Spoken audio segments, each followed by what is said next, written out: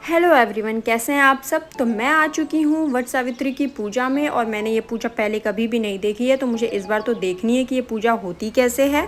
तो सब लोगों का ये पूजा करने का विधि अलग अलग है, रीति रिवाज सबके अलग अलग हैं। और ये जो गुड्डा गुड्डी आपने देखा, ये सत्यवान और सावित्री हैं। तो मेरी ये दो भाभियाँ आज ये पूजा कर रही हैं और दोनों लोग का ही पूजा करने का तरीका थोड़ा थोड़ा सा अलग है। तो यहाँ पे आसपास में वट का वृक्ष नहीं था, तो ये जो भाभी है ना, उन्होंने गमले में ही पेड़ लगा रखा है। इससे क्या है ना, परमानेंट सोल्यूशन हो गया।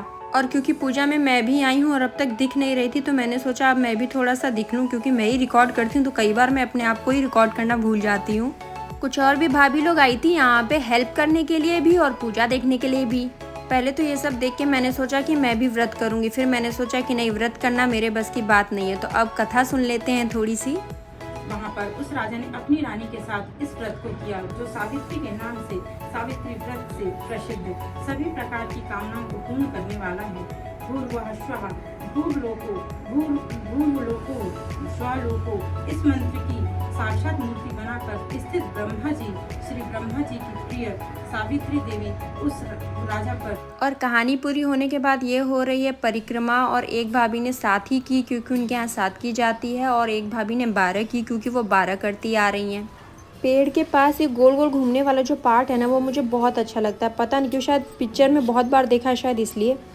और अब हो रही है यहाँ पे सत्यवान जी और सावित्री जी की शादी, और सत्यवान जी अब यहाँ पे सावित्री जी को जो है सिंदूर लगा रहे हैं और कई बार लगा रहे हैं। और यहाँ पर अब शादी जो है संपन्न हुई, और अब जो है सावित्री जी को खोइंचा दिया जाएगा। और अब यहाँ पे पंखा भी किया जा रहा है सबको। और उसके बाद अब ये जो भाभी हैं, ये थोड़े थोड़े टुकड़े उसके बड़े के लेके अपने पीछे फेंकेंगी, और इस तरीके से जो है पूरी पूजा अब संपन्न हुई। और पूजा खत्म होने के बाद हमें मिलेगा प्रसाद। तो प्रसाद लेके हम चलेंगे घर। आपसे मिलूंगी मैं अगले ब्लॉग में, तब तक के लिए बाय बाय।